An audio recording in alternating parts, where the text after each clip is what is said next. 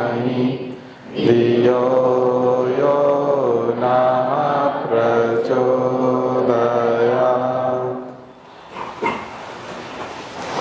तो आज पढ़ने वाले थे हम लोग इकोनॉमिक्स, है ना, इकोनॉमिक एंड सोशल डेवलपमेंट, लेकिन कुछ दूसरी बात करना चाहेंगे राष्ट्र के ऊपर कि नहीं करना चाहेंगे? मन में कुछ दुविधा, संशय, कुछ डायलेमा बना के नहीं?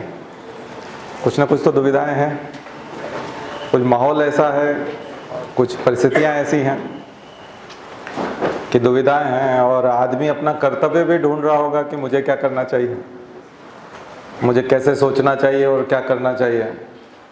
तो आज उन प्रश्नों के जवाब शायद आपको मिले, तो आप हमारी बात को ध्यान से सुने।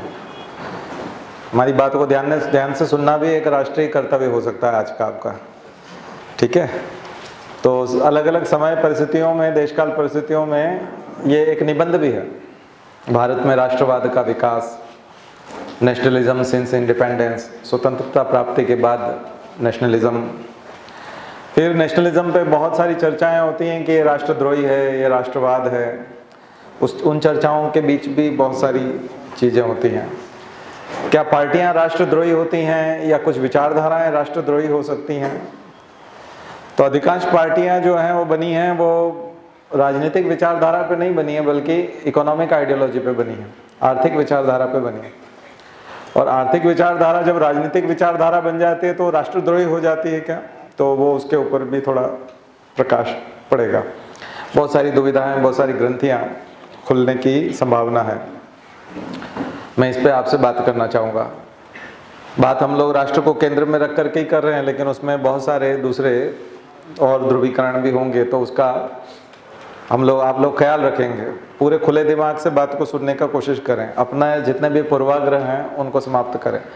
हम कोई राजनीतिक विचारधारा के हिसाब से बात नहीं करेंगे, न ही इस तरह से बात करेंगे कि किसी को एक को चुनाव में फ़ायदा हो या आपका मत जिसको जा रहा है उसको हम बदलने की कोशिश करेंगे। हम वो नहीं कर रहे।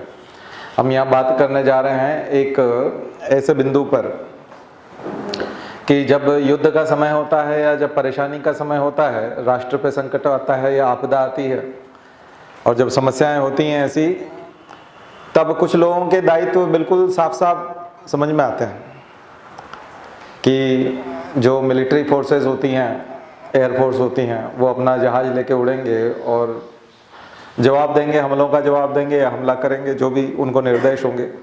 क्योंकि ये विशेषज्ञ समूह होता है, स्पेशलाइजेशन होती है इसमें, इसकी एक प्रॉपर ट्रेनिंग होती है। एरोनॉटिकल इंजीनियरिंग की कई बार डिग्री होती है, विमानों को उड़ाने का। कई आपने सुना होगा कि इनको, ये पायलट ऐसे हैं जिनको इतने घंटे विमान उड़ाने का अनुभव है। तो उनका एक अनुभव होता है, स्पेशलाइजेशन होता है। इसमें हम लोग यहाँ से कोई सलाह नहीं दे सकते, लेकिन उनका स्पेशलाइजेशन के हिसाब से उनका एक काम होता है जो वो करते हैं, और निश्चित रूप से इसी को उनका कर्तव्य भी कहा जाएगा कि ये उनका कर्तव्य था, और वो अपने कर्तव्य को निर्वाह करते हैं। और किसके साथ करते हैं? विशेषज्ञता के साथ करते हैं, पूर्ण ज्ञान के साथ करते हैं। ठीक इस तरह से थल सेना के लोग भी होते हैं, इसी तरह से नौसेना के लोग भी होते हैं। उनको अपने अपने काम पता होते हैं। बस ये समय होता है कि जो डिसीजन मेकिंग करने वाली जो बॉडीज होती हैं, एक तो इलेक्टेड पर्सन्स होते हैं, एक सिलेक्टेड पर्सन्स होते हैं।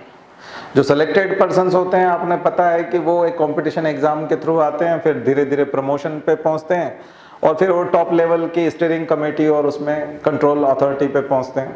वहां जाकर के वो लोग डिसीजन लेने की स्थिति में होते हैं।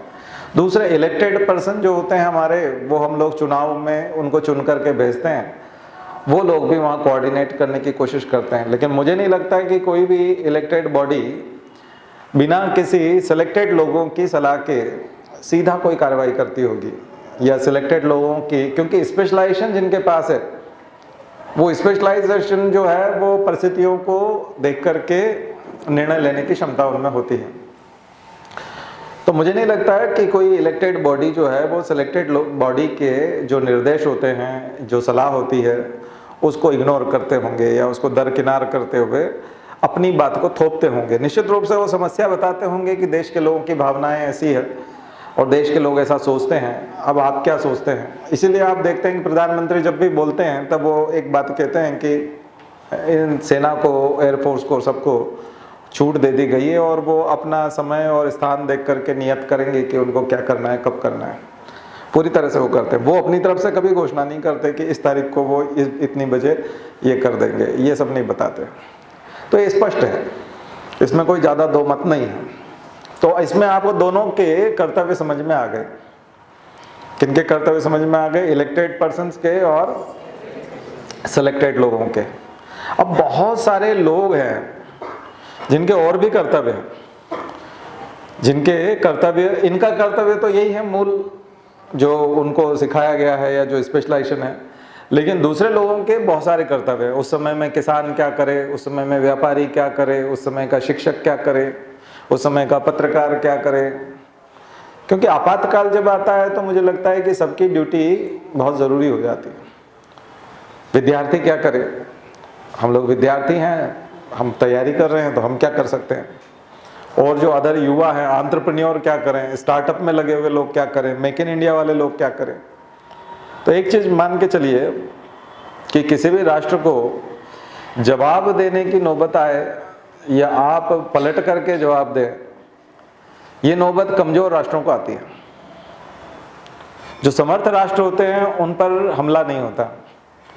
जैसे मैंने आपको बताया था पहले भी कि 9/11 जो हुआ था अमेरिका पे, उसके बाद उन्होंने अपनी सामर्थ्य को, कैपेसिटी को बढ़ा लिया था और अपनी क्षमता को पूरा बढ़ा लिया। और जो उदारवाद वो दिखाते थे, जो लिबरल चीज़ें होती थी उनके यहाँ देश में, कि सुरक्षा जांच में थोड़ी छूट दे देते थे, सख्ती नहीं बरतते थे, कई मामलों में वो सख्ती नहीं बरतते थे। उन्होंने अपनी रणनीति को बदला और चूंकि समर्थ थे, पैसे की कमी नहीं थी। जापान पर आपने किसी प्रकार का, इस प्रकार का हमला होते हुए नहीं देखा। चीन पर, खुद पर जो है इस प्रकार का हमला होते हुए आप नहीं देखेंगे।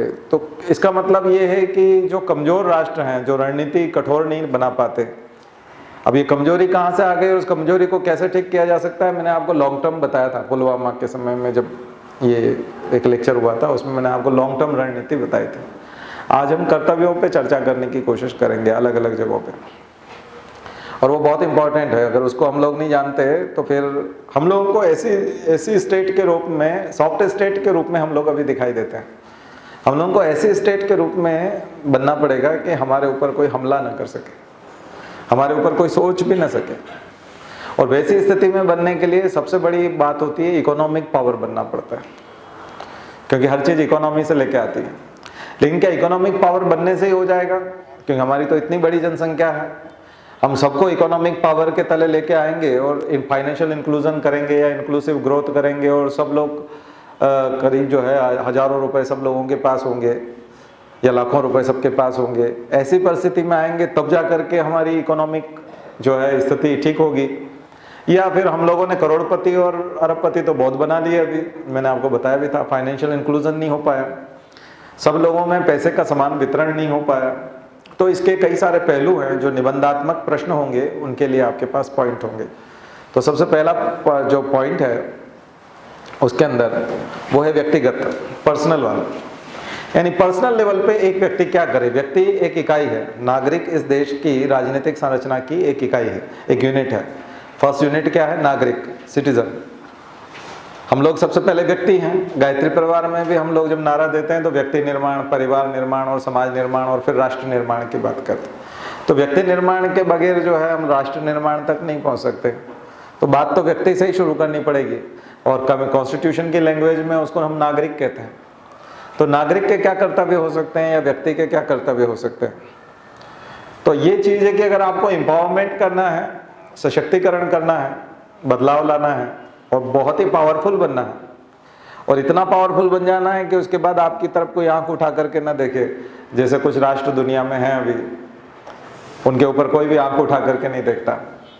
तो हम भी ऐसा बन सकते हैं, निश्चित रूप से बन सकते हैं, लेकिन वो व्यक्तिगत तौर पे उठाए जाने वाले कदम जहां हम राष्ट्र को पावरफुल बनाएंगे। सबसे बड़ा होता है अनुशासन। व्यक्ति के अंदर अनुशासन आए, और अनुशासन, व्यक्तिगत अनुशासन। व्यक्तिगत अनुशासन कैसे आएगा? अब वो कोई व्यक्ति जो है, कोई नागरिक जो है, वो अपने आप में नागरिक कोई पोस्ट नहीं है, नागरिक कोई काम नहीं है। नागरिक तो हमारी एक इकाई है।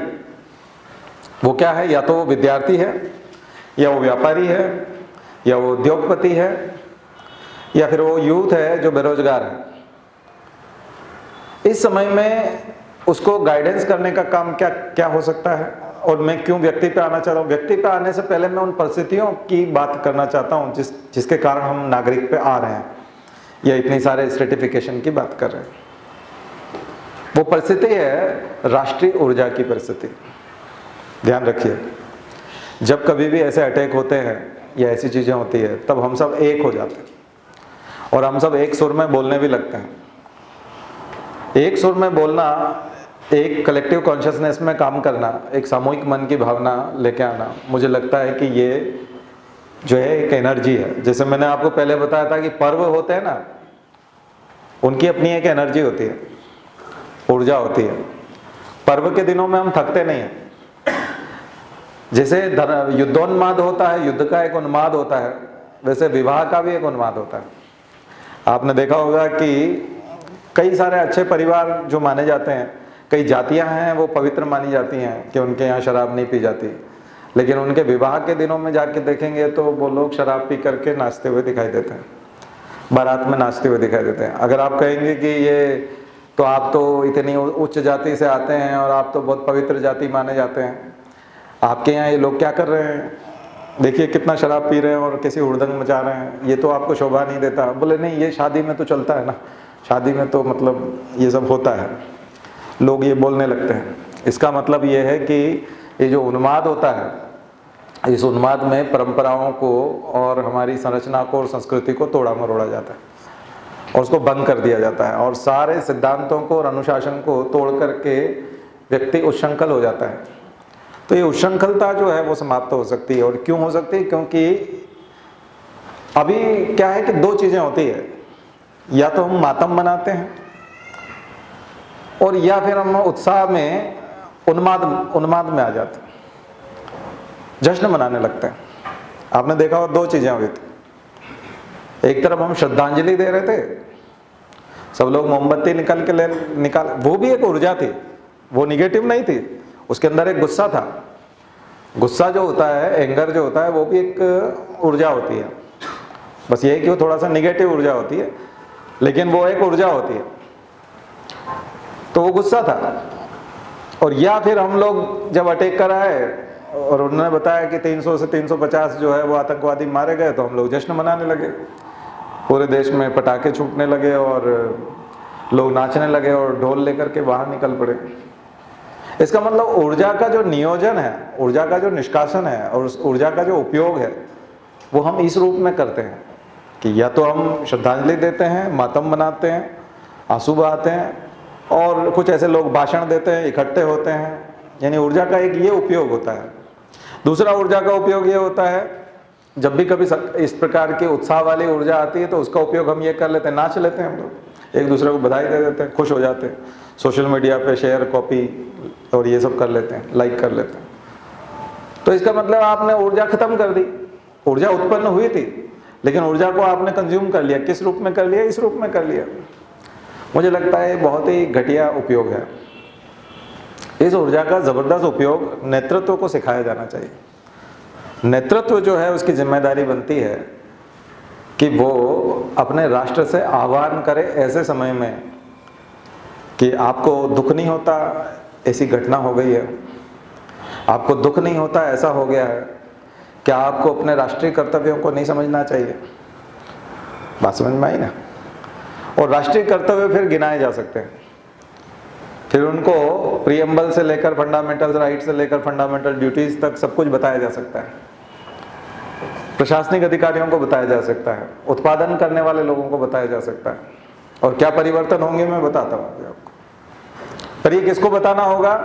जिसका मीडिया अटेंशन है, यानी मीडिया पूरा उसको सुनना चाहता है और मीडिया में उसके ऊपर फोकस है, मीडिया उसकी बात को सबको सुनाना चाहता है। ये उस व्यक्ति की जिम्मेदारी है, हर किसी की बात नहीं चलेगी यहाँ पे, मीडिया की बात चलेगी। इसलिए मीडिया की जिम्मेदारी भी ये है कि वो उस व्यक्ति को फोकस करे जो राष्ट्र को सकारात्मक ऊर्जा की तरफ ले चले, क्योंकि लॉन्ग टर्म सॉल्यूशन इससे नहीं मिलते हैं, मातम से और श्रद्धांजलि से।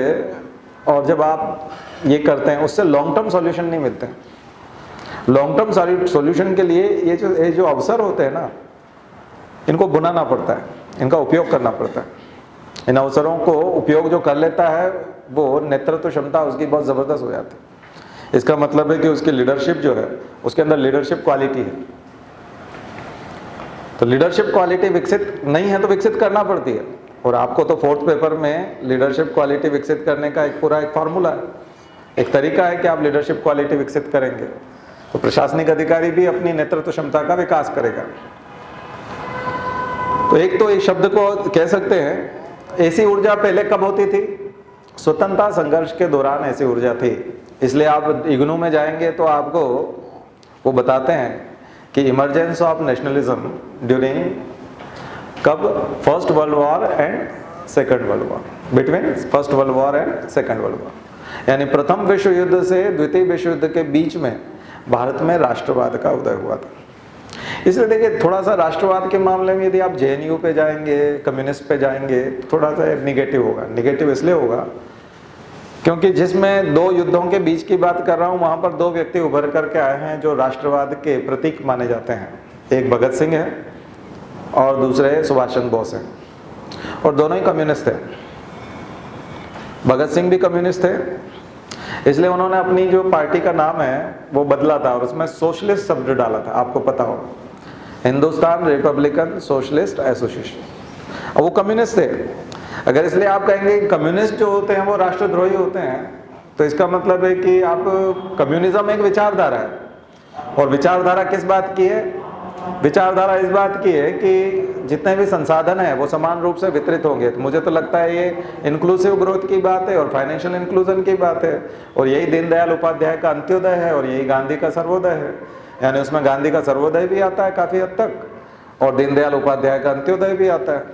तो इसलिए अगर आप विचारधारा के आधार पर किसी को देशद्रोही और देश प्रेमी मान लेंगे तो फिर बहुत सारी समस्याएं खड़ी हो जाएंगी, है ना। इसलिए पार्टियों पर न जाइए, राजनीतिक विचारधारा पे मत जाइए, आर्थिक विचारधारा पे भी मत जाइए। ये आइडियोलॉजिकल जो डिफरेंसेस हैं ये केवल चुनावी मुद्दे होते हैं और इनमें आप चुनाव में ये ले जा करके करते हैं। कोई किसी का इस प्रकार से समर्थक और उस तरह से नहीं हो सकता। उस आधार पे यदि आप सेडिशन को, राष्ट्रद्रोह को, राजद्रोह को और इनको वो करेंगे तो मुझे लगता है कि ये न्याय नहीं होगा। एक चीज़। दूसरी चीज़, ये जो अवसर आता है इस प्रकार का, इसका उपयोग कौन करेगा? ये मैंने आपको बताया, जो टॉप लीडरशिप होगी वो निर्देश दे सकती है। वो युद्ध की भूमि का या अपने सेनाओं की छूट देने की बात करने के बजाय यदि इस समय में वो काम तो अपने पैरेलल करते रहेंगे, वो काम तो होते रहेंगे। मैंने आपको बताया कि स्पेशलाइजेशन जहाँ होता है तो स्पेशलाइजेशन होता है तो वो तो अपना काम करके रहते हैं और उनको करना भी चाहिए और वो उसको कोई नहीं रोक रहा। लेकिन एक ऐसे में इस ऊर्जा का जो निकलने का जो समय है, इस समय में हम उस ऊर्जा के माध्यम से क्या राष्ट्र निर्माण में उन लोगों को नहीं लगा सकते? हम लगा सकते हैं। युवा जितने भी फालतू बैठे रहते हैं, खाली बैठे रहते हैं, जो उन्माद में रहते हैं, जो शराब में डूबे रहते हैं, जो आवारागर्दी करते रहते हैं, अपना समय बर्बाद करते रहते हैं, उनको निर्देश दिए जा सकते हैं कि ये जो परिस्थितियां निर्मित हुई है ये आप लोगों के कारण हुई है, क्योंकि आप काम नहीं करते हो। आप बेरोजगारी को सरकार का फेल्योर बताते हो। हमने इतनी सुविधाएं दे रखी है एंटरप्रेन्योरशिप के लिए, स्टार्टअप के लिए, मेक इन इंडिया के लिए, स्टैंड अप के लिए, कितने तरह की योजनाएं चलाई हुई है। आप क्यों नहीं जाते? एक बैंकर को, मैनेजर को उस दिन ये संदेश दिया जा सकता है कि भाई आपके पास कोई बेरोजगार व्यक्ति, आपकी इच्छा होती है कि हमारे पास भी बंदूक होती, हमारे पास भी गन होती, तो हम भी जो है बॉर्डर पर लड़ने चले जाते और 4-5 आदमी को ढेर कर दे। अगर आपके अंदर राष्ट्रवाद उमड़ रहा है तो लोन दे देना उसको, जो लोन मांगने आ रहा है, और जिसको लोन मिल गया वो कुछ निर्माण कर लेगा। अगर इस दिन और इस ऊर्जा के समय में निवेदन किया जाए तो मुझे लगता है कि 1 साल के बाद काफ़ी अच्छी खबरें हमको सुनने को मिल सकती हैं। मैन्युफैक्चरर्स होंगे, वो उत्पादन करेंगे, ज़्यादा से ज़्यादा उत्पादन करेंगे। आपने देखा जब जब भी जापान को गुस्सा आता है तो वो क्या करते हैं? राष्ट्र हित में ज़्यादा काम करते हैं। तो जो राष्ट्रवादी प्रवृत्ति वाला राष्ट्र होता है और विकसित हो जाता है और फिर उसकी तरफ कोई भी आंख उठा के नहीं देखता, उसकी एक ये शैली होती है काम करने की।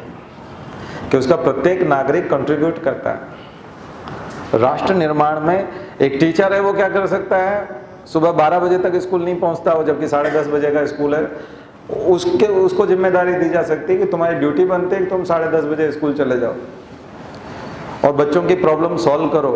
किसी बच्चे को भगाओ नहीं, वो प्रॉब्लम लेके आता है तो उसको सुनो क्या बोल रहा है, और 5 बजे तक जिम्मेदारी के साथ स्कूल में रहो।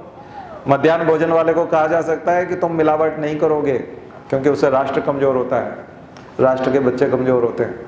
तुम मिलावट करते हो, चोरी करते हो तो बच्चे भूखे रह जाते हैं, गंदा खाना खाते हैं, बीमार होंगे, राष्ट्र कमजोर होगा, राष्ट्र बीमार होगा। एक एक व्यक्ति को उसकी जिम्मेदारी समझाई जा सकती है। डॉक्टर को कहा जा सकता है तुम ठीक से इलाज करोगे, एडमिनिस्ट्रेटर को कहा जा सकता है तुम ठीक से एडमिनिस्ट्रेशन करोगे। फिर देखिए गरीबी निवारण होता है कि नहीं। आप थोड़े दिन बाद खबरें सुनेंगे, अगर ये ऊर्जा का उपयोग इस तरह से, इस ऊर्जा का उपयोग सबसे ज़्यादा मैंने आपको बताया पहले विश्व युद्ध से दूसरे विश्व युद्ध के बीच में हुआ था। गांधी जी का आंदोलन क्यों सफल हुआ था, बाकी कांग्रेस के और दूसरे अन्य आंदोलन क्यों सफल नहीं हुए थे, क्योंकि उन्होंने हर व्यक्ति को जोड़ दिया था कि आप क्या कर सकते हो। राष्ट्र अभी गुलाम है, हम अभी अंग्रेजों के अधीन हैं, अंग्रेजों को भगाना है, लेकिन अंग्रेजों को भगाने का काम तो जिस समय होगा और जैसा भी होगा वो होगा, लेकिन आपकी क्या ड्यूटी बन सकती है। अगर आप अंग्रेजों की नौकरी छोड़ सकते हो तो छोड़ दीजिए, असहयोग कीजिए अंग्रेजों को। आप यदि खादी पहन सकते हो तो विदेशी कपड़ों का बहिष्कार कर दीजिए, आपके पास जो भी विदेशी कपड़े हैं उसकी होली जला दीजिए। आप यदि सरकारी स्कूल में पढ़ते हैं अंग्रेजों के, तो आप हमारे देशी स्कूलों में आ जाइए, देशी विद्यालयों में आ जाइए। आप जो कुछ भी करते हो, हर व्यक्ति को, अब क्या हो रहा है, बाकी लोगों की जिंदगी में कोई फर्क नहीं आ रहा। और राष्ट्र की लड़ाई कौन लड़ रहे हैं, सैनिक लड़ रहे हैं। और राजनेता क्या कर रहे हैं, राजनेता उनको जो सलाह दे सकते हैं वैसी सलाह दे रहे हैं जो उनके हक में बनती है। बाकी लोगों का योगदान क्या है। जब विपत्ति वाला काल है, उस विपत्ति वाले काल में आपका क्या योगदान है। और चूंकि इस प्रकार का कोई योगदान नहीं है तो फिर सामूहिकता का भाव कहां से आएगा। केवल हम उनका हौसला बढ़ाएंगे, उससे क्या होगा। क्या हम उत्पादन बढ़ाएंगे, क्या किसान उत्पादन बढ़ाएगा। कई बार वो उत्पादन बढ़ाने के चक्कर में बहुत ज्यादा पेस्टिसाइड डाल देता है, तो क्या वो उस पेस्टिसाइड की मात्रा कम करेगा, क्योंकि कैंसर हो रहा है नागरिकों को, तो सैनिकों को भी कैंसर होगा। तो ये राष्ट्रद्रोह नहीं है क्या हम राष्ट्रद्रोह और राष्ट्रभक्ति की परिभाषा इस रूप में कर सकते हैं कि नहीं।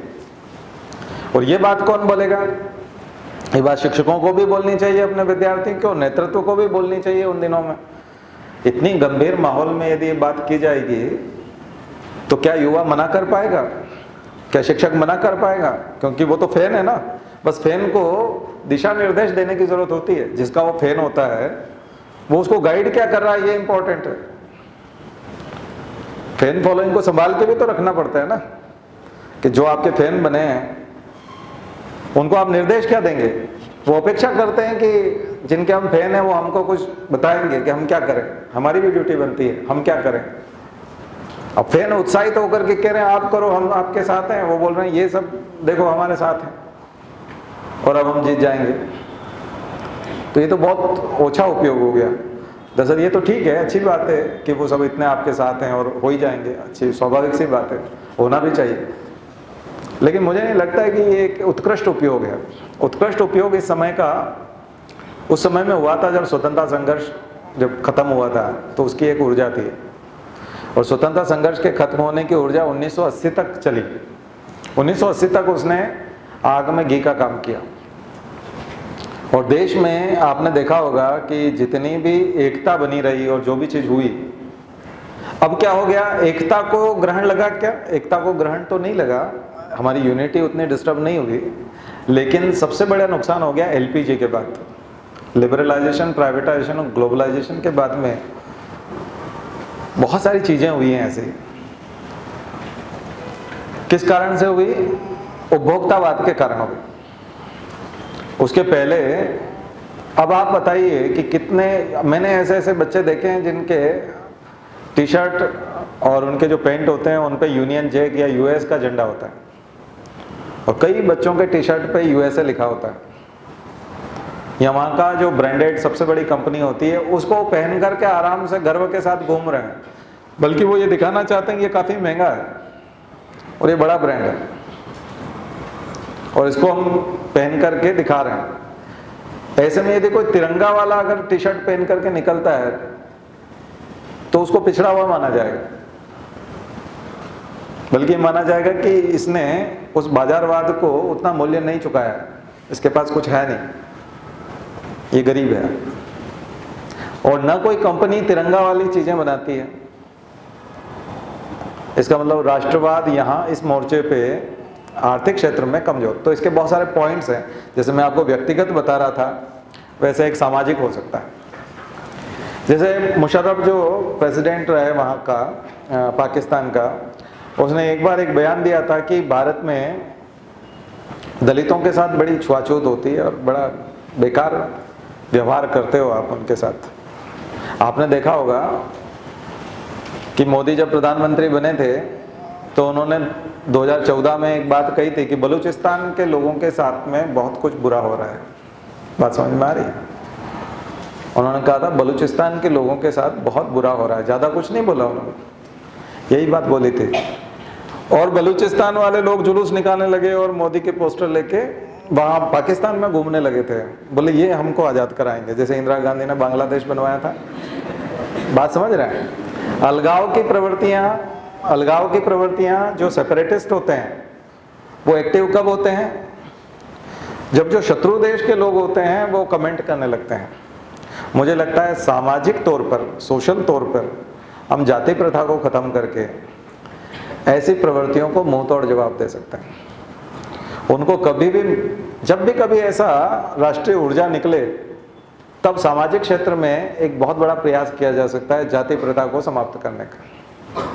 जातियां समाप्त करके, लेकिन आप इन्हीं दिनों में विवाह हो रहे हैं, दलित जो दूल्हा है वो बैठना चाहता है घोड़े के ऊपर और ऊंची जाति के जो लोग तथाकथित कहे जाते हैं वहाँ पर वो उसको क्या करेंगे, उसको पीट डालेंगे। उसको, वो बारात में गया था जश्न मनाने के लिए, दुल्हन लेने के लिए, और वहाँ से लहूलुहान होकर के लौटा। अब बताइए सामंजस्य कैसे आएगा, कोऑर्डिनेशन कैसे बनेगा, एकता कैसे आएगी? और जो दुश्मन देश है उनको कितना मौका मिलेगा कमजोर दिखाने का। देखिए वास्तव में आप एक भावावेश में आकर के बोल दें कि दुश्मन जो है हमारा कटोरा लेके घूमता है और भीख मंगा और हम बहुत रईस हैं, ऐसा नहीं है। हम लोग EMI लेने के लिए भी लोन लेते हैं, EMI चुकाने के लिए भी लोन देते हैं, लोन लेना पड़ता है हमको। भारत भी कर्जदार देश है। ठीक है कि हम थोड़ी वैभव में, प्रॉस्पेरिटी में थोड़ा आगे हैं, हमारे यहाँ लोग काफ़ी हद तक काम करते हैं, लेकिन हमारे यहाँ पे भी आलस्य की कमी नहीं है। गाँव में चले जाइए, बहुत लोग बैठे हुए हैं, चबूतरे पे बैठे रहते हैं, बहुत सुबह से लेकर शाम तक बैठा रहता है युवा। कितनी एनर्जी है उसके अंदर, वो उत्पादन करता तो कहाँ से कहाँ पहुँच जाता देश। हम जिन चीज़ों को इंपोर्ट कर रहे हैं उनको एक्सपोर्ट कर रहे होते, और जिन चीज़ों का अभाव है वो हमारे यहाँ अभाव मिट जाता। तो अभाव को प्रभाव में बदलना पड़ता है, इंपोर्ट को एक्सपोर्ट में बदलना पड़ता है। और ये कौन बदल सकता है? युवा बदल सकता है, वो काम करेगा ज़्यादा। तो सामाजिक तौर पर हम युवाओं को शिक्षित कर सकते हैं, कुरीतियाँ मिटा सकते हैं। बहुत खर्चीली शादियाँ करते हैं, आप अपनी शादी का सारा खर्चा सैनिकों के लिए लगा दीजिए, राष्ट्र के सैन्य कोष में लगा दीजिए, प्रधानमंत्री राहत कोष में दे दीजिए। आपको लगता है 20 लाख में शादी होगी, 1 लाख में शादी संपन्न कीजिए और 19 लाख रुपया देश को दे दीजिए। फिर देखिए देश समर्थ बनता है कि नहीं। तो हम अपनी कुरीतियाँ मिटा सकते हैं, खर्चीली शादियों की कुरीतियाँ, मृत्यु भोज करते हैं, मरने के बाद लोगों को खिलाते हैं, तो उससे 2 तरह के प्रभाव पड़ते हैं। एक तो फिजूल खर्ची भी होती है और दूसरे गरीब लोगों को कर्जा लेने की इच्छा होती है कि हम भी इतना बड़ा कार्यक्रम करेंगे। और इतना बड़ा कार्यक्रम करने के लिए तो ऐसी बहुत सारी कुप्रथाएं हैं हमारे समाज में, जिन्हें मिटाने के लिए ये बहुत बढ़िया अवसर होते हैं, लेकिन नेतृत्व ऐसे समय में चूक जाता है, ये सब चीज़ें नहीं करता वो। और ये लॉन्ग टर्म सॉल्यूशन है। उसके बाद आपकी तरफ, अभी आप टेम्परेरी कोई भी सॉल्यूशन लेंगे, ये कुछ सालों के लिए होगा, 1 साल के लिए, 6 महीने के लिए होगा। उसके बाद फिर वो प्रवृत्तियां फिर से सर उठाने लगेंगी, फिर से ये सब घटनाक्रम फिर से दोहराए जाएंगे, फिर आप चिल्लाओगे, फिर राजनीति हो, फिर चिल्लाओगे, यही सब होता रहेगा। आपका आना, चिल्लाना और घटनाओं का पुनरावृत्ति होते जाना। पूरी तरह से इजराइल वाला मॉडल कैसे अपनाएंगे। हम उदाहरण तो बहुत देते हैं इजराइल का उदाहरण देते हैं, फ्रांस का देते हैं, अमेरिका का देते हैं, चाइना का देते हैं, लेकिन उन्होंने एक एक व्यक्ति ने अपने आप को झोंक दिया है राष्ट्र के लिए, पूरा झोंक दिया उसे। तो यूनिट के हिसाब से बात करें तो व्यक्ति, बड़ी यूनिट के हिसाब से बात करें तो समाज, और तीसरे नंबर के यूनिट के बारे में बात करें तो यहां पर मैं आर्थिक लेके आना चाहता हूं। आर्थिक क्षेत्र में क्या कर सकते हैं, तो मैंने आपको बताया कि सरकार ने जितनी भी योजनाएं चलाई हैं, उन योजनाओं का पीडीएस वाले इन दिनों में करप्शन करना बंद कर सकते हैं। जब देश में इतनी बड़ी समस्या आई हुई है, जैसे मैंने कहा कि देश में इतनी बड़ी समस्या आई हुई है और हमारे सैनिक जो हैं वो किसी भी समय प्रयाण कर सकते हैं और युद्ध की स्थिति भी बन सकती है, कुछ भी है, परिस्थितियां कैसी भी हो सकती हैं। इसको हम आपातकाल कहेंगे, इमरजेंसी का टाइम है। कई लोग ये जो है सोशल मीडिया पे दिखाने की कोशिश कर रहे हैं कि पाकिस्तान में तो सब कुछ सामान्य नहीं है, लेकिन हमारे यहाँ सब कुछ सामान्य है। मतलब हमारे सैनिक वहाँ इतने अच्छे से डटे हुए हैं कि हम लोग सामान्य तौर पे सब काम कर रहे हैं और हमको कोई फर्क नहीं पड़ रहा। अरे भाई आप कहो ना कि हमको फर्क पड़ गया, हम ज़्यादा काम कर रहे हैं क्योंकि आपातकाल आया हुआ है। पहले हम इतना काम नहीं करते थे, पहले हम 8 बजे तक सोते थे, हम 6 बजे उठ जाते हैं, 2 घंटा जल्दी उठने लगे हम।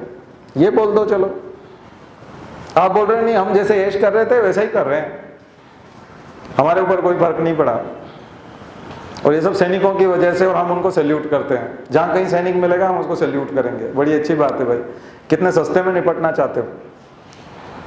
ये आपकी राष्ट्रभक्ति है कि जहाँ सैनिक मिलेगा आप सैल्यूट कर दोगे और आपका कर्ज उतर जाएगा, भारत माता का कर्ज उतर जाएगा।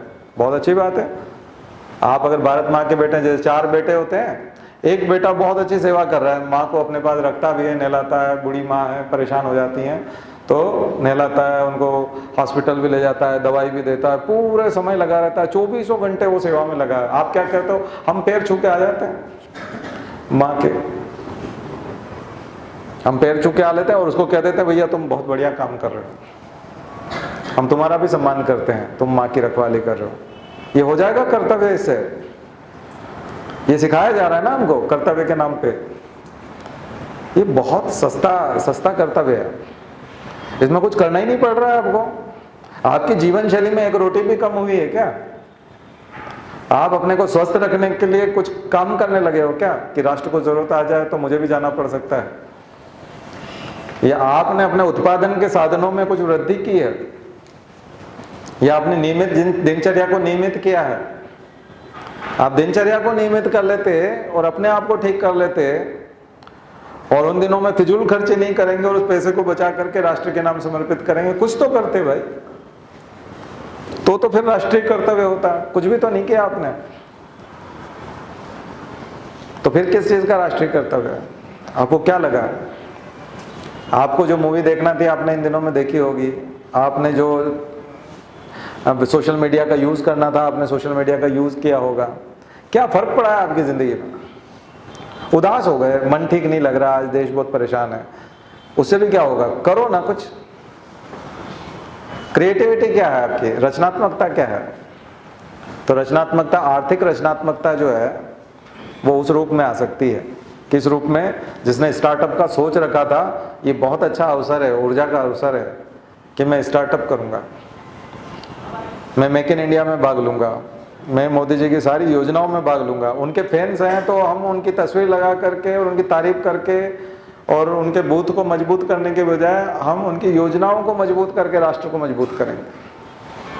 हम लोग उसमें लग जाते हैं, उनके जो फैन है वो उनको चुनाव जिताने के उसमें लग जाते हैं। फैन इस तरह से काम करते हैं। मुझे लगता है कि उनकी बात को मानना चाहिए कि वो बात उन्होंने कही नहीं, इसलिए हम लोग कई बार मानते नहीं है, तो उनको भी कहना चाहिए था, ये बात रखनी चाहिए थी जो मैं बता रहा हूँ आपको। राष्ट्रीय ऊर्जा का उपयोग मैं इसलिए बोल रहा हूँ कि 26 जनवरी और 15 अगस्त को हम लोग राष्ट्रीय पर्व कहते हैं, आप जानते हैं। लेकिन इन दिनों में जो राष्ट्रीय पर्व के हालात हैं, कई लोग भूल जाते हैं कि आज 26 जनवरी 15 अगस्त है। कुछ रैली वैली देख लेते हैं या कहीं कुछ साउंड सुनाई देता है तो अच्छा आज 15 अगस्त है क्या? मतलब पहले जो इंतजार रहता था ना, एक ललक होती थी, वो चली गई है, खास करके लिबरलाइजेशन, प्राइवेटाइजेशन और ग्लोबलाइजेशन के कारण। अब क्या है कि अब देश में एंजॉय करने के लिए, घूमने फिरने के लिए, पहनने के लिए, खाने पीने के लिए बहुत कुछ है। पहले वो भी एक मनोरंजन होता था, पूरा गांव जो है वो रैली के बाद में 15 अगस्त और 26 जनवरी के कार्यक्रम देखने के लिए स्कूल या कोई सार्वजनिक स्थान पर इकट्ठा हुआ करता था।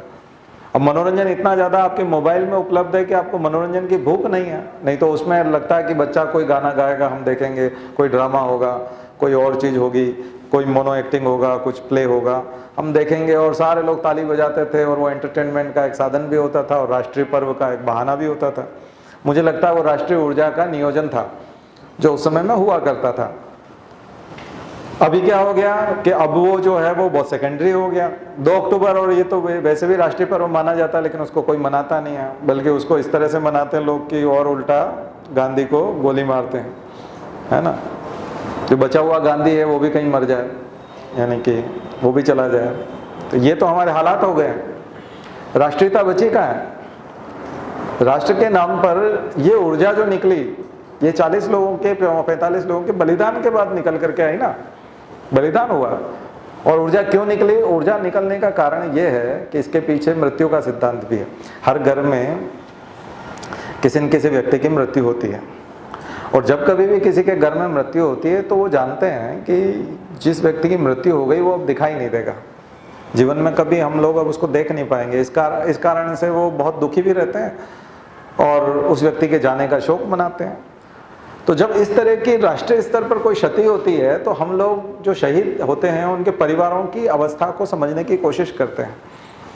हम लोगों को महसूस होता है कि आखिर उन परिवारों के पास क्या बीतेगी, उन लोगों के ऊपर क्या बीतेगी, और इसलिए एक सामूहिक चेतना काम करती है उसमें, और उसके कारण वो ऊर्जा उत्पन्न होती है।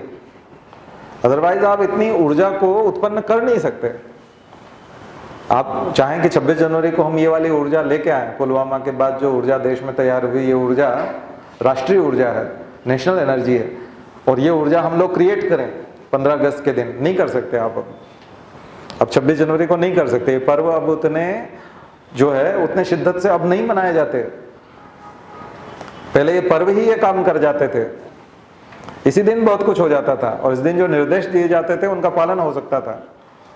लेकिन अब ये उतने पावरफुल नहीं बचे, क्योंकि हमने समय के साथ उसको धूमिल कर दिया, और खास करके एलपीजी की जो चकाचौंध है उसमें हमने इसको भुला दिया।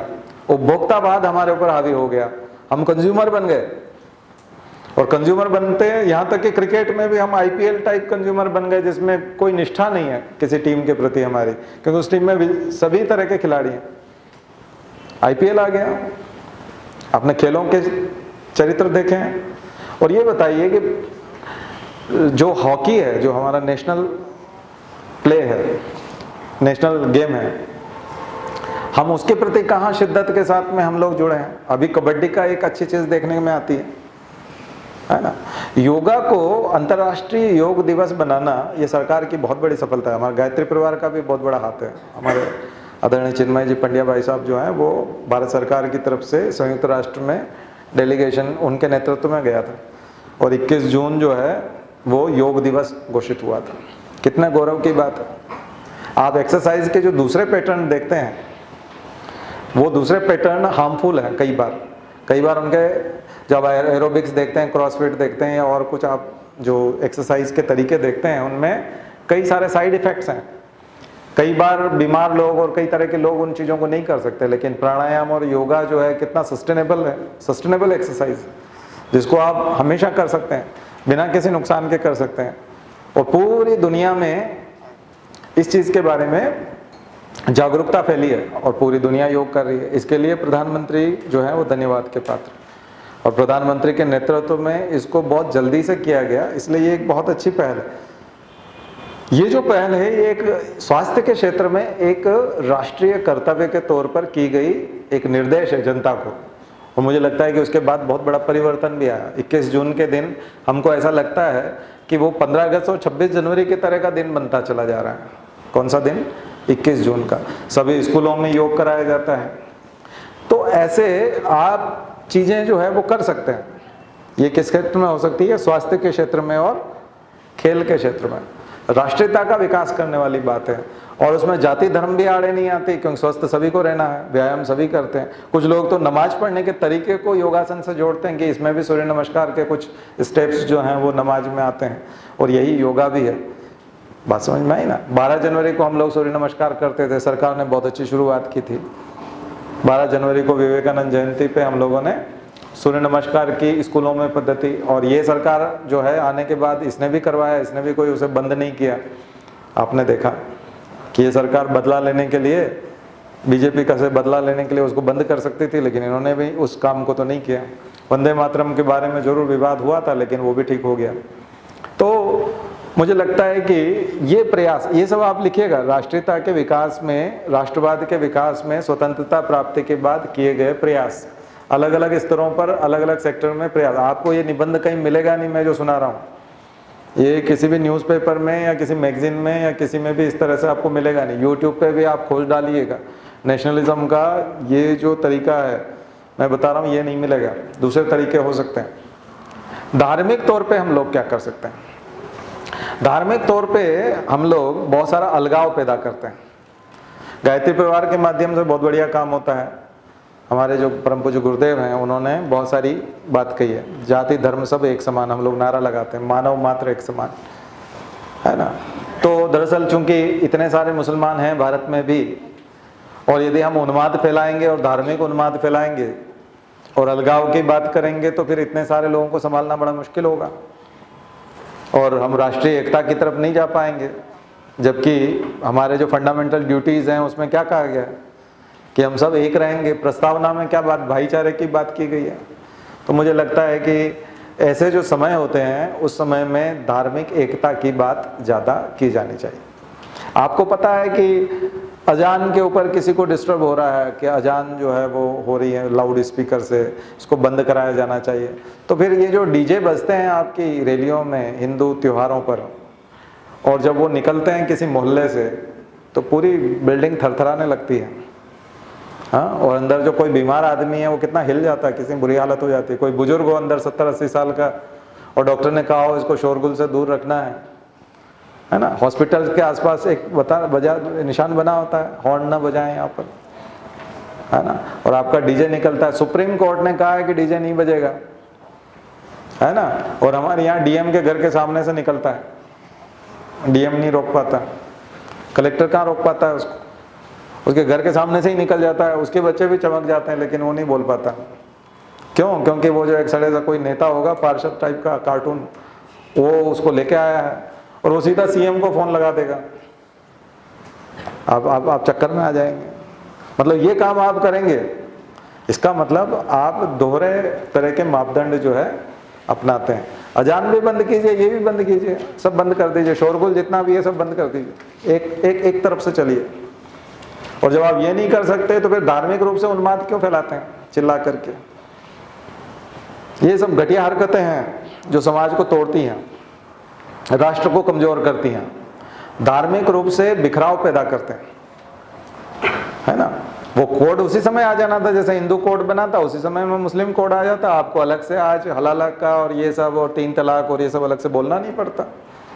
ये परिस्थितियां हमारे राजनीतिक फेल्योर को हम इस तरह से वो जो है बिखराव की बात करते हैं।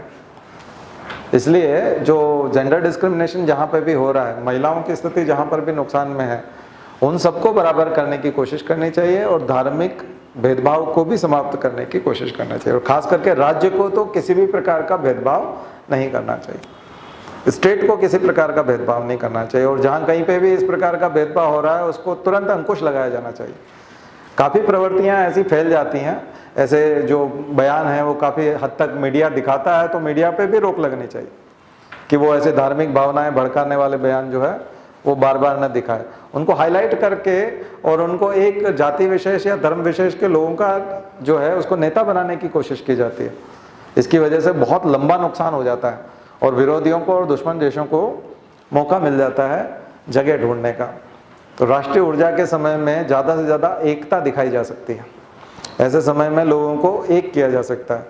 और दूसरी चीज़, मैंने आपको आज भी शांति कुंज का एक कोटेशन है, आज फेसबुक पे मैंने शेयर किया था कि सारी समस्याएं जो खड़ी होती हैं वो अहम और वहम से होती है। 2 चीज़ें बहुत खतरनाक होती हैं, एक अहम होता है और एक वहम होता है।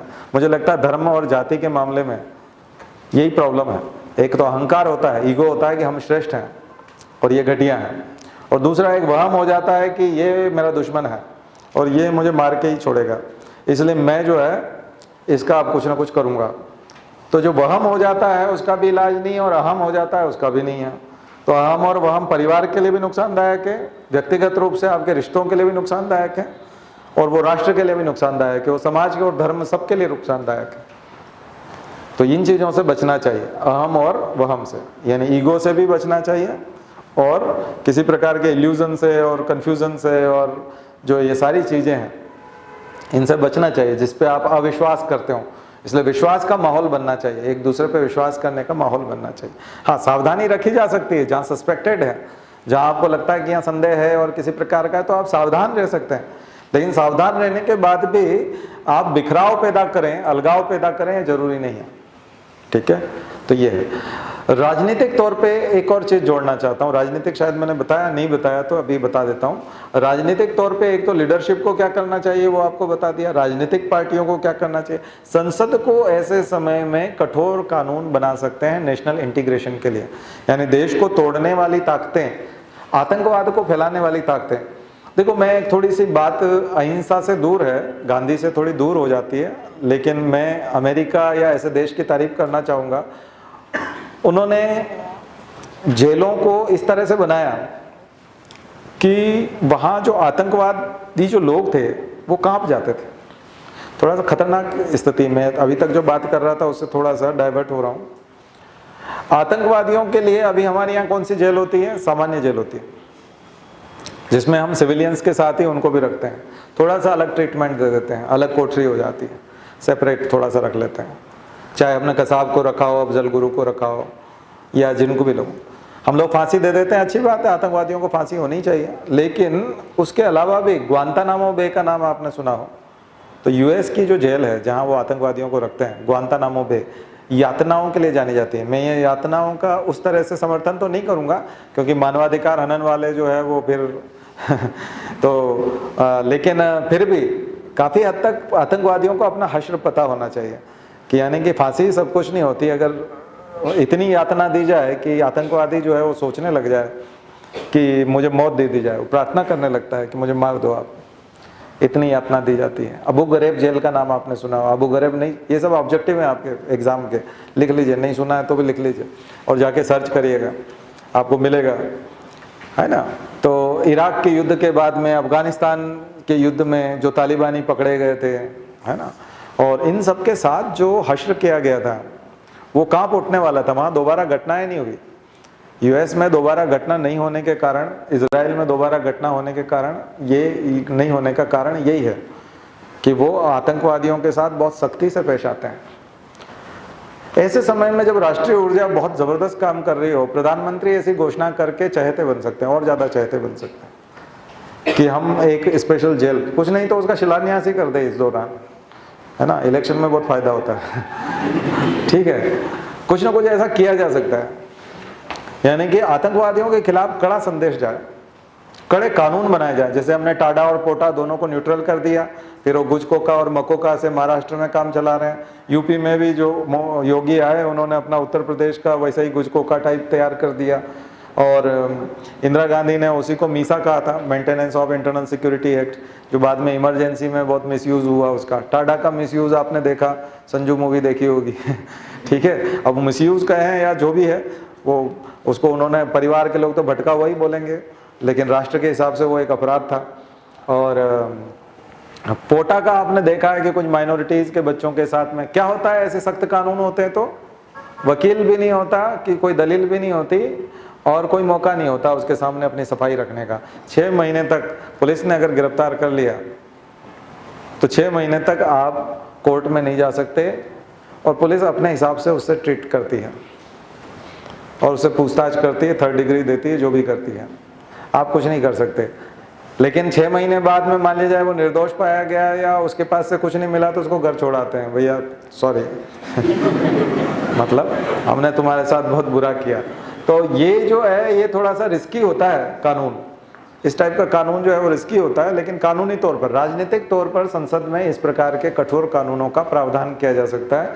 साथ में ये किया जा सकता है, जैसे आप SC/ST मामले में बोल रहे थे कि गिरफ्तार करने से पहले पर्याप्त छानबीन हो जाए और थोड़ा सा ऐसा कुछ हो जाए, सीधा गिरफ्तार न किया जाए। मुझे लगता है कि इस प्रकार के एक कमेटी या निष्पक्ष कमेटी बना करके कुछ ऐसी और व्यवस्थाएं की जा सकती है। लेकिन कठोर कानूनों को लचीला बनाना आतंकवाद को बढ़ावा देता है और एक सॉफ्ट स्टेट की भूमिका दिखाई देती है। इसलिए संसद के मामले में मैं कहना चाहूँगा आपसे, राजनीतिक चेंजेस जो होंगे वो इस रूप में हो सकते हैं कि संसद में कठोर कानून पारित होने चाहिए। ठीक है, अब ये है कि वो माइनॉरिटी विशेष के लिए काम करेगा या सबके लिए काम करेगा, ये तो नागरिक के लिए काम करेगा या जो भी आउटसाइडर है, जो भी ये गड़बड़ कर रहा है। मौलाना मसूद अजहर इसी कारण से कठोर जेल की यातनाएं नहीं थी, ना ही एक तो उस तक पहुंच थी। मैंने आपको बताया कि मौलाना मसूद अजहर से IAS IPS ताबीज बनवाते थे, है ना, और वो बाबा की तरह अंदर बैठ जाता था। वही जैश मोहम्मद जिसकी हम डिमांड कर रहे हैं, वो हमारे अंडर में ही था, है ना, यहीं था वो और यहीं घूमता था। लेकिन जब जेल में था तब IAS IPS अपने बच्चे को ले जाते थे और बोलते थे बाबा को प्रणाम करो। बच्चा प्रणाम करता था, फिर अंदर से वो ताबीज फूंक करके फेंकता था। फिर IPS उस ताबीज को उठाता और बच्चे को पहना देता और फिर सब प्रणाम करके चला। तो वो जानता है कि यहाँ की ब्यूरोक्रेसी, जिसमें ऑल इंडिया सर्विसेज के लोग आते हैं और UPSC निकाल करके वो लोग इसमें भर्ती होते हैं, उनका IQ क्या है, वो कैसे लोग हैं। और वो खुद को तो जानता है ना कि वो कोई बाबा नहीं है, आतंकवादी है। हाँ, और देखो बदमाश आदमी के चंगुल में जब कोई फंस जाता है तो उसको बहुत मजा आता है। उसको मालूम है मैं कितना बदमाश हूँ और इसको पता नहीं है ना, तो उसका कॉन्फिडेंस लेवल बहुत बढ़ जाता है। तभी तो उसने अपने भाइयों को वहीं बैठे बैठे सूचनाएं करवा दी वहीं से, और नहीं तो उसके भाइयों को क्या पता कि वो जिंदा है और वहाँ उस जेल में है और उसको ले आओ तो हम ये विमान छोड़ देंगे। उसके भाइयों को और तमाम लोगों को जब आप जाके मार रहे हो और अपनी अचीवमेंट बता रहे हो, ये आप ही के पाले हुए हैं, आप ही की लापरवाही है, आप ही की कमजोरी है, उसी को आप ठीक कर रहे हो, अपनी कमजोरियों को ठीक कर रहे हो। ये कोई बहुत बड़ी उपलब्धि नहीं है, अपनी ही जो गलतियां हैं उसको दुरुस्त कर रहे हो। ये कोई नया अचीवमेंट नहीं है कि आपने आगे बढ़ के जो है वहाँ कोई आतंकवाद को निपटाने के लिए बहुत कुछ कर दिया, बल्कि उसके छोड़ने के बाद में कितना नुकसान हुआ, लेकिन हमको अपने लोग बचाने थे। लेकिन ये परिस्थितियां आई क्यों? हमने उसी समय उसको क्यों नहीं मारा, उसी समय इतना मौका क्यों नहीं दिया? कानून, हमारे कानून, हमारी जेल की व्यवस्था, हमारी प्रशासनिक मशीनरी, हमारी will power, political will power, ये सब कमजोर थी। सारी चीजें कमजोर होने के कारण ये परिस्थितियां पैदा होती। इसका मतलब वहां काम किया जाना चाहिए राजनीतिक तौर पे। मैं आपको लॉन्ग टर्म प्रोसीजर बता रहा हूँ क्या होगा अगर ये लॉन्ग टर्म नहीं किया गया और चुनाव जीतने के लिए किया गया, तो ये फिर होंगे, ये चीजें समाप्त नहीं होंगी। आप देखते रहेंगे इन सब चीजों को और हम सैनिक खोते जाएंगे। मैं जो बता रहा हूं वही सॉल्यूशन है। अलग अलग सेक्टर में हम लोग ये करें।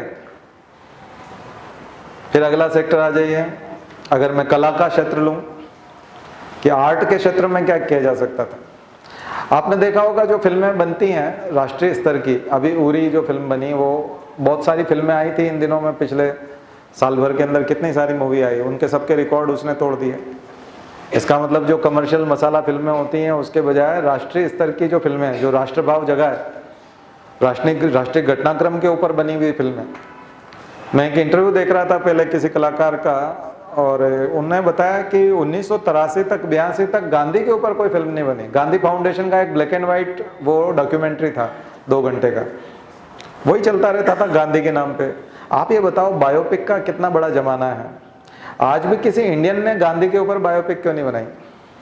गांधी कितना बड़ा कैरेक्टर है, उसको हम राष्ट्रपिता कहते हैं। बायोपिक आपने मेरी कॉम बना ली, ये कर लिया, दंगल हो गया, पता नहीं क्या क्या हो गया, कितने तरह के बायोपिक हैं। श्याम बेनेगल ने बनाई थी बायोपिक जैसा ही, पर वो दक्षिण अफ्रीकी जीवन पे था, गांधी से महात्मा तक। उन्होंने केवल दक्षिण अफ्रीका का जीवन बताया था, मेकिंग ऑफ द महात्मा में, गांधी का दक्षिण अफ्रीका जीवन।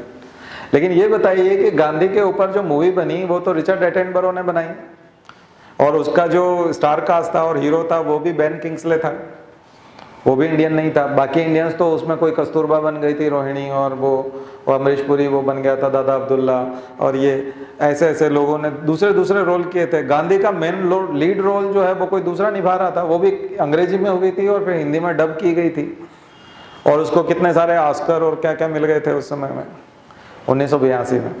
गांधी हमारी मूवी नहीं है, हमारी मूवी नहीं है, इंडिया ने नहीं बनाई है वो। भारतीय सिनेमाकार क्या कर रहे हैं, वो गांधी को क्यों नहीं बना सकते? भगत सिंह पे बनी थी तो 3 बन गई थी, आपने देखा था एक ही साल में। गांधी का क्यों नहीं हुआ? फिर हम एक से एक बायोपिक बना सकते हैं, हमारे फ्रीडम फाइटर्स के ऊपर बना सकते हैं, और हर साल हिट हो सकती हैं वो। बॉर्डर फिल्म आई थी, आपने देखा था, उसके गाने आज भी बजते हैं। हाँ, ए मेरे वतन के लोगों गाना जो जब चला था तब 1962 की पृष्ठभूमि पे बना था।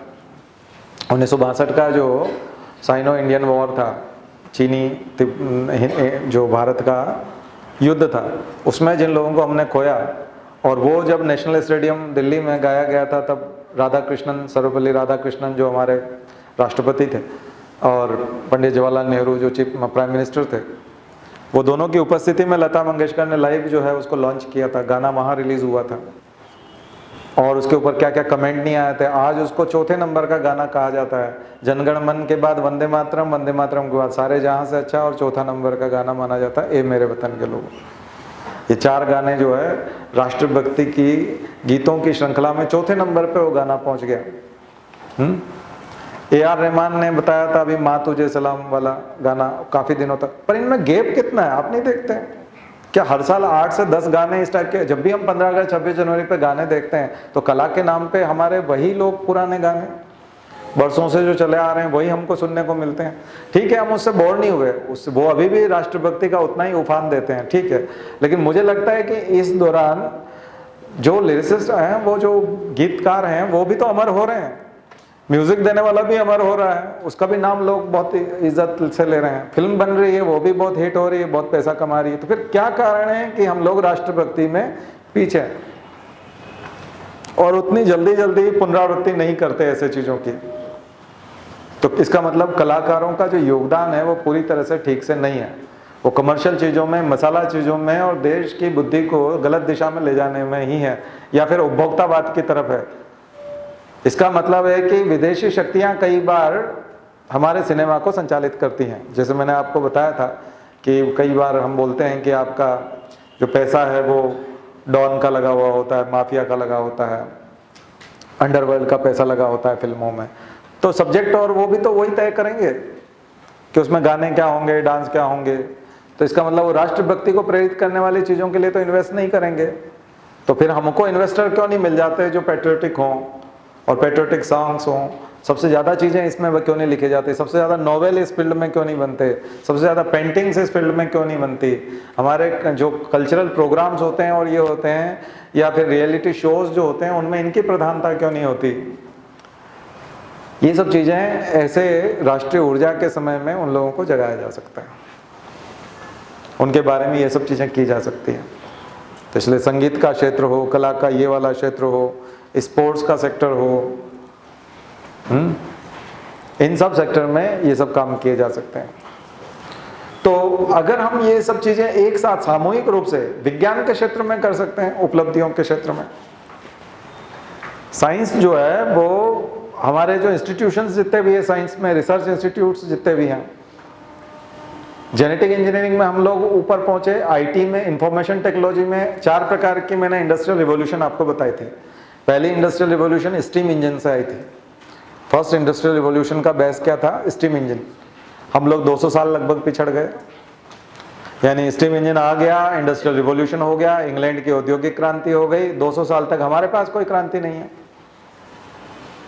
उसके बाद जब इलेक्ट्रिसिटी आई तो हम पिछड़ गए, 50-100 साल हम पिछड़ गए। 1947 में हम 1000 मेगावाट बनाते थे, अब हम गीगावाट में पहुंचे। बहुत अच्छी बात है, हम लोग 3000 के ऊपर पहुंच गए हैं, 1000 से 3 लाख तक पहुंच गए, यानी 300 गुना हमने वृद्धि की है 1947 से लेकर अभी तक। बहुत अच्छी बात है कि हमने इतनी वृद्धि की है, लेकिन हम पिछड़े हुए थे, फिर भी कई देशों से पिछड़े हुए थे। अभी भी हमारे कई गांवों में बिजली नहीं है, तभी तो हम पहुंचा रहे हैं, नहीं तो पहुंचाते क्यों? इसका मतलब दुनिया में हमने इलेक्ट्रिसिटी को पकड़ने में देर कर दी, लेकिन 19 बार गलती हो चुकी है, इस बार गलती नहीं होगी। कंप्यूटर में हम लेट नहीं होंगे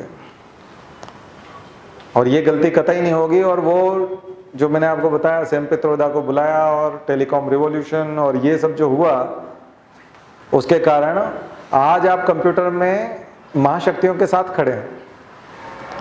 आज आप किसी भी देश में प्रधानमंत्री जाते हैं, बोलते हैं कि अच्छा सॉफ्टवेयर की प्रॉब्लम है, आप तो प्रॉब्लम बताइए, कितने लोग चाहिए, हम भेज देंगे। ओवर कॉन्फिडेंट होते हैं हमारे प्रधानमंत्री सॉफ्टवेयर के क्षेत्र में, हार्डवेयर के क्षेत्र में। जब कभी भी कंप्यूटर की बात आती है, एकदम जो है खुशी का ठिकाना नहीं रहता। अच्छा इसमें चाहिए ना, वो हमको बोलिए ना, हम भेजते हैं। मतलब उनके पास हैं, बहुत सारे, पर्याप्त है, हमारे पास एक्सेस में है, हम सबको भेजते हैं, आपको भेज देंगे, चिंता मत करिए। और कोई भी प्रॉब्लम हो वो गारंटी ले लेते हैं, वहीं खड़े खड़े ले लेते हैं, ये सब हो जाएगा ठीक, आप बता देना उनको, वो आएंगे, सब ठीक कर जाएंगे। इतना कॉन्फिडेंस कहाँ से आ गया? और हम डिजिटल इंडिया की बात कर रहे हैं। मुझे लगता है ये सही समय पे सही ढंग से चेत जाने का परिणाम था। चौथा था, मैंने आपको बताया, चौथा इंडस्ट्रियल रिवॉल्यूशन, 4 चीजें बताई थी, machine learning, artificial intelligence, blockchain technology और इंटरनेट ऑफ थिंग्स, IoT, और रोबोटिक्स भी मान सकते हैं कुछ हद तक। 5 चीजें आप लोग कर सकते हैं, यानी robotics, machine learning, artificial intelligence, internet of things and blockchain technology. इन 5 चीज़ों के माध्यम से हम चौथे नंबर की इंडस्ट्रियल रिवॉल्यूशन करने जा रहे हैं। और भारत इसमें भी ज़्यादा पिछड़ा हुआ नहीं है। लेकिन जहाँ हम साइंस टेक में नैनो टेक्नोलॉजी को पढ़े थे, बायोटेक्नोलॉजी को पढ़ रहे हैं। बायोटेक्नोलॉजी भी हम सही समय पर पकड़ पाए थे, इसलिए बायोटेक्नोलॉजी भी इंडिया में काफ़ी अच्छा है। GM क्रॉप से रिलेटेड, BT कॉटन से लेकर जो आप लोग खबरों में सुनते रहते थे, उन सब जेनेटिक इंजीनियरिंग अप्रूवल कमेटी हमने बनाई, आपको बताया। 2-4 चीज़ें जो है हम लोग पिछड़ रहे हैं सस्टेनेबल डेवलपमेंट के मामले में। अभी भी हम लोग इन्वायरमेंट फ्रेंडली चीज़ें नहीं बना पा रहे हैं। अभी भी हम इन्वायरमेंट के सेक्टर में बचाने में, पर्यावरण को बचाने का संकल्प लिया जा सकता है, ये भी एक राष्ट्रीय कर्तव्य है। आप बताइए कि अगर दुश्मन ने हमारे इतने जवान शहीद कर दिए तो हम लोग जो है कितने दुखी थे। और मान लीजिए दिल्ली में 2000 लोग जो है सांस ढंग से नहीं ले पाने के कारण मर जाएं तो पाकिस्तान को खुशी होगी नहीं? उसने कुछ नहीं किया, उसके बावजूद भी सांस नहीं ले पाए। या हमने हमारी लापरवाही से 10,000 लोग एक रात में खो दिए भोपाल में। क्या लापरवाही थी कि बस्ती के पास में हमको पेस्टिसाइड कंपनी को वो देना नहीं था। अब जैसे हम मंडी द्वीप में और उधर करते हैं ना, औद्योगिक एरिया में औद्योगिक क्षेत्र बनाया हमने, तो हमने शहर के इतना नज़दीक क्यों दे रखा था ऐसा खतरनाक जहरीला कारखाना? इसका मतलब हमारी दूरदर्शिता की कमी थी उस समय के नेताओं में। जिन अधिकारियों ने परमिशन दी थी वो लापरवाह थे। ये राष्ट्रद्रोह नहीं तो और क्या है? एक वो अगर थोड़े से लोग मारता है तो कितना खुश हो जाता है। अब 10,000 लोग आपकी लापरवाही से मर गए तो दुश्मन को तो कुछ करना ही नहीं पड़ा। ये भी तो लॉस है आपका। और दिल्ली में इतनी हवा हम जहरीली कर दें कि रोज खबर आने लग जाए कि आज 1,000 लोग मर गए, 2,000 लोग मर गए। फ्यूचर में यही होगा अगर हमने हवा को ठीक नहीं किया तो। और NGT जब कभी कोई प्रतिबंध लगाता है तो हम उसकी खिल्ली उड़ा देते हैं। कठोर कानून बनाया था ना, ग्रीन ट्रिब्यूनल बनाया और NGT बनाया, तो अब वो जब लगाता है जुर्माना तो दीजिए ना जुर्माना उसका। आप तो राष्ट्र के बहुत भक्त बनते हैं। क्यों भाग गए श्री रविशंकर? क्यों नहीं दिया उन्होंने जुर्माना? किया था ना उन्होंने सम्मेलन यमुना के मैदान में, यमुना नदी के किनारे। 5 करोड़ तो जुर्माना था। जब आप करोड़ों रुपए का आयोजन करते हैं तो 5 करोड़ जुर्माना नहीं दे सकते थे? बोले नहीं देंगे, तुम, हम ये देखना चाहते, तुम कर क्या लोगे? वो चाहते थे कि उनके अरेस्ट वारंट आए, फिर हंगामा मचे, ये सब चीजें हो। NGT ने कहा चलो ठीक है, पागल है, समझ में नहीं आ रहा है, क्या कर सकते हैं, हम तो पर्यावरण बचाने की बात कर रहे हैं। फिर लोग मरेंगे तो रिकॉर्ड ढूंढा जाएगा। ये सब चीजें प्रेस में हैं, ये सब चीजें YouTube पे और सब पड़ी रहेंगी। ये सब चीजें ढूंढी जाएंगी जब तड़ातड़ लोग मरेंगे। तो पर्यावरण खराब करने वाली परिस्थितियों में है कौन? नैतिक दायित्व कौन नहीं निभा रहा है? तो ये राष्ट्रीय कर्तव्य नहीं है क्या हमारे यहाँ की हवा को स्वच्छ रखना, ऑर्गेनिक की तरफ जाना, ऑर्गेनिक फार्मिंग की तरफ जाना? अभी की सरकार ने बहुत अच्छा उद्देश्य रखा है कि 2030 तक हम उत्पादन को भी बढ़ाएंगे, किसानों की आय को भी दुगना करेंगे, बायोटेक किसान भी पैदा करेंगे, और सबसे बड़ी चीज़ है कि हम 2030 तक ऑर्गेनिक फार्मिंग के तरीके से जाएंगे, यानी कि हम जैविक खेती को आगे बढ़ाते हुए इन सब चीज़ों को करेंगे। ये बहुत बड़ी कृषि की दूसरी क्रांति होगी, हरित क्रांति होगी। मुझे लगता है कि मैं अगर ये से बोलता जाऊंगा तो ये मेरा फेवरेट सब्जेक्ट है, क्योंकि ये मुझे बहुत अच्छा लगता है कि राष्ट्र को कैसे आगे बढ़ाया जा सकता है अलग अलग सेक्टर के माध्यम से। तो मैं बहुत लंबा बोल सकता हूँ, लेकिन आपको मूल उद्देश्य नहीं भटकाना चाहता। मुझे लगता है कि जब जब भी ऐसी परिस्थितियाँ आए, राष्ट्र पे संकट आए और सारे लोग एक हो जाएं और एक ऊर्जा निकले, तो उस ऊर्जा का सुनियोजन होना चाहिए। नाचने में और मोमबत्ती जलाने में उस ऊर्जा को वेस्टेज मत कीजिए। मुझे लगता है कि ये वेस्टेज है किसका, ऊर्जा का, क्योंकि इससे आप सबक नहीं लेते, इसमें सिर्फ आप मातम मनाते हैं। उन परिस्थितियों को खोजने, जैसे जहरीली शराब से लोग मरते जाएं, जहरीली शराब की दुकान वहीं बनी हुई है, बेचने वाला वहीं बैठा है, और जब मर गए तो आप शोक मनाने पहुंच गए, अच्छा आपके यहाँ इसको शराब को पीने से आदमी मर गया। अब आपके अंदर इस बात का गुस्सा नहीं आता कि शराब की दुकान उठा के यहाँ से फेंक दें। आप इस बात के लिए चर्चा नहीं करते कि अगली बार जो है जहरीली शराब, फिर अगले दिन कोई मर गया जहरीली शराब से, फिर आप पहुंच जाए उसके यहाँ, अच्छा आपके यहाँ पे भी जहरीली शराब से मर गए, हमको बड़ा दुख होता है जब भी कोई जहरीली शराब। दरअसल शराब खराब चीज़ है, पीना नहीं चाहिए, लेकिन लोग पी लेते हैं, और ये सब इन दुकान वालों को भी नहीं बेचना चाहिए, पर क्या कर सकते हैं ये सब। आप अगर आंदोलन करके उस दुकान को बंद करके और उसके लिए कानून नहीं बनाते, कोई एक्शन नहीं लेते, मुझे नहीं लगता इस तरह के शौक मनाने से या ऐसा कुछ, या एक शराब की दुकान वाले को आप पीट के आ गए तो फिर जश्न मनाने लग गए, चलो हमने पीट दिया, है ना। मुझे छोटे से एग्जाम्पल से आपको समझाने की कोशिश कर रहा हूँ। दरअसल राष्ट्रीय कर्तव्य जो होते हैं उनका सुनियोजन होना चाहिए, ऊर्जा का सुनियोजन हो। ऐसी ऊर्जाएं बार बार नहीं निकलती, इतने बलिदान होते हैं तब जाकर के ये ऊर्जा उत्पन्न होती है। मुझे लगता है सच्ची श्रद्धांजलि भी तभी होगी जब हम उसको रिपीट होने से रोक पाएँ, और रिपीट होने से रोकने के लिए लॉन्ग टर्म प्रयास करने पड़ेंगे, हर व्यक्ति के स्तर पे प्रयास करने पड़ेंगे, समाज के तौर पे करने पड़ेंगे, और सारे सेक्टर को करना पड़ेंगे। इंडस्ट्रियलिस्ट को भी अपना मुनाफा एंटीलिया जैसे में रहने की क्या जरूरत है भाई, इतना बड़ा 5-5 हेलीकॉप्टर 10-10 हेलीकॉप्टर ऊपर छत पे उतर सकते हैं, यार एक वाला कर लो तुम, एक हेलीकॉप्टर बहुत है, 10 हेलीकॉप्टर उतार के क्या करोगे, कितने कमरे हैं, बोले इसमें 300 कार की पार्किंग हो जाती है। 300 कार क्यों चाहिए, तुम 5 आदमी हो भाई, 5 कार रख लो। फिर उस उत्पादन को और उसको बाकी को क्या करेंगे, बाकी को समाज को उठाने में लगा देंगे, दूसरे लोगों को उठाने में लगा देंगे, लोग आपकी जय जयकार करेंगे, राष्ट्र समुन्नत बन जाएगा। तो विदेशी शत्रुओं को कोई कमजोर आदमी मिलेगा नहीं बहलाने फुसलाने के लिए, तो फिर आपका आतंकवाद समाप्त हो जाएगा। आतंकवाद कहां से रहेगा, क्योंकि आतंकवाद जो है वो गरीबी देख के आता है, मैंने आपको बताया था। तो प्रलोभन में कौन आता है, आपने रईस को देखा है, किसी कोई बहुत पैसे वाला आदमी है और वो आतंकवादी बन गया, तो फिर उसके संसाधनों को कौन संभालेगा, उसकी फैक्ट्री को और उसके ऑफिस को और उसकी गाड़ियों में कौन बैठेगा। अभाव वाला इसलिए चला जाता है क्योंकि उसको पता है मेरे पास कुछ नहीं है, और थोड़ा बहुत कुछ आ जाएगा तो मेरे पीछे जो है परिवार के लोग ठीक से रह लेंगे, इसलिए वो चक्कर में आ जाता है। मुझे लगता है कि इस पर कार्रवाई होनी चाहिए। तो औद्योगिक क्षेत्रों को उनको तो इसलिए अतिरिक्त मुनाफे को कम करना चाहिए, अपने मुनाफे को कम करके समान वितरण की तरफ बढ़ना चाहिए। आर्टिकल 39 यही कहता है कि संपत्ति का संकेंद्रण नहीं होने देगा, राज्य की ये ड्यूटी बनती है कि वो संपत्ति का संकेंद्रण नहीं होने देगा। और यहाँ तो हम लोग देखते हैं कि प्रधानमंत्री के नजदीकी लोगों का ही लोन पास होता है, तो इसका मतलब संपत्ति का संकेंद्रण तो आप ही बढ़ा रहे हैं। तो आतंकवाद के जनक कौन हुए, आतंकवाद को बढ़ने का एक कारण तो यही है ना। फिर आप उसकी मरहम पट्टी कराएंगे जब आतंकवाद हो जाएगा, तो उसकी जड़ पे प्रहार कीजिए ना, कि आप संपत्ति का संकेंद्रण नहीं होने देंगे। संपत्ति का संकेंद्रण कौन करने दे रहा है। तो यही है कि जब आप इस प्रकार के बड़े बड़े जो है जाइजेंटिक ऐसी चीजें तैयार करेंगे, इतनी राक्षसी जो है संरचनाएं खड़ी होने देंगे, तो फिर क्या होगा। ये डेवलपमेंट नहीं है, ये सस्टेनेबल डेवलपमेंट भी नहीं है, और ये इंक्लूसिव ग्रोथ भी नहीं है, ये इंक्लूसिव डेवलपमेंट नहीं है। इंक्लूजन होना चाहिए, सभी का इंक्लूजन होना चाहिए। प्रधानमंत्री जनधन खाते अगर आपने खोले हैं तो उनमें कुछ पैसा भी होना चाहिए, और वो सभी को होना चाहिए, और उनको उनके अंदर भी प्रेरणा आनी चाहिए। इसलिए शिक्षा व्यवस्था भी दुरुस्त होनी चाहिए, सुरक्षा व्यवस्था भी दुरुस्त होनी चाहिए, और इंश्योरेंस भी ठीक होना चाहिए, और किसानों के लिए भी बहुत कुछ होना चाहिए। किसान जो आलस्य करते हैं या किसान जहाँ पर लापरवाही करते हैं, वो अपनी लापरवाही को दूर करें तो उत्पादन को बहुत कुछ बढ़ा सकते हैं। खाद्य निगम वालों का कितना, फूड कॉर्पोरेशन वालों के कितने घपले हैं आप जानते हैं ना।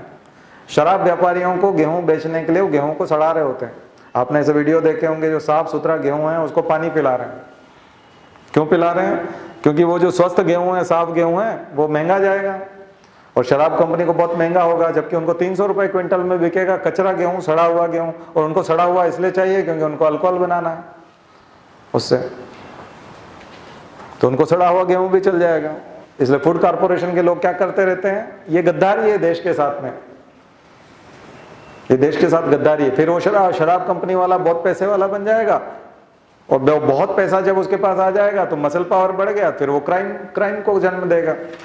वो क्रिमिनल्स को और माफिया और सुपारी किलर और उन सबको पैसा देगा और फिर उससे जो भी उलझेगा तो आपके क्राइम वाले जो लोग हैं वो उनसे उलझे रहेंगे। तो पुलिस को जब ये आदत हो जाएगी तो फिरौती मांगने वालों को नहीं पकड़ पाएगी, तो 2 बच्चे जैसे मार डाले वैसी चीजें होंगी। पुलिस की आदत नहीं है पकड़ने की। तो हर लोगों के मुकदमे, जज जो है सही समय पे जाएंगे और मुकदमे निपटाएंगे तो लेट न्याय नहीं मिलेगा, सही समय पे न्याय मिल जाएगा।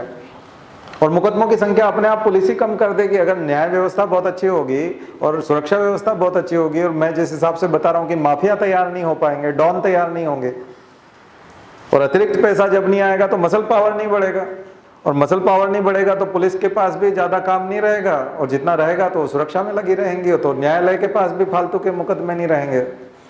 तो जो अभी फालतू बहुत सारे मुकदमे जो पेंडिंग है वो नहीं रह पाएंगे।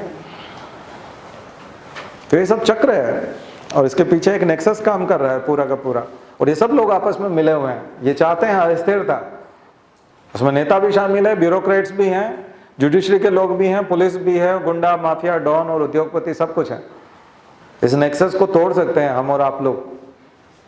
अपन सबका जो है व्यक्तिगत योगदान अगर लग जाए तो स्टूडेंट्स अच्छी शिक्षा ग्रहण करें, ईमानदारी से पढ़ाई करें, कंपटीशन बढ़ेगा तो अच्छे, अभी जैसे कट ऑफ 1100 है तो 1300 पे कट ऑफ जाएगा, तो 1300 पे कट ऑफ वाले जो ब्यूरोक्रेट्स होंगे वो ज़्यादा अच्छे होंगे फिर। और वो जो सेकंड ग्रेड का जो मसाला है, जो 1200 वाला है, 1100 वाला, फिर वो किसी दूसरी नौकरियों में काम आएगा तो वो भी ब्यूरोक्रेट्स की तरह काम करेगा वहाँ पर, या स्टेट सर्विस में क्वालिटी बढ़ जाएगी। तो अगर हम लोग सब ज़्यादा मेहनत करेंगे तो कंपटीशन को बढ़ाएंगे, और कंपटीशन बढ़ाएंगे तो जो सर्वश्रेष्ठ होगा वो चुना जाएगा, और जो सर्वश्रेष्ठ होगा अगर ज्ञान का गहराई उसके अंदर होगी, निश्चित रूप से वो ज़्यादा सफल ब्यूरोक्रेट होगा और ज़्यादा अच्छे से पॉलिसी मेकर बन पाएगा। मुझे लगता है हर व्यक्ति का रोल आपको समझ में आया होगा और बात गहराई तक समझ में आई होगी। थोड़ा सा इमोशनल टच है, इस वजह से उसमें कुछ गलती तो मैं नहीं कहूँगा, लेकिन भावुकता उसमें हो सकती है, लेकिन फिर भी हमने विवेक प्रधान बनाने की उसको कोशिश की है। ठीक है, चलिए आज की बात यहीं ख़त्म करते हैं।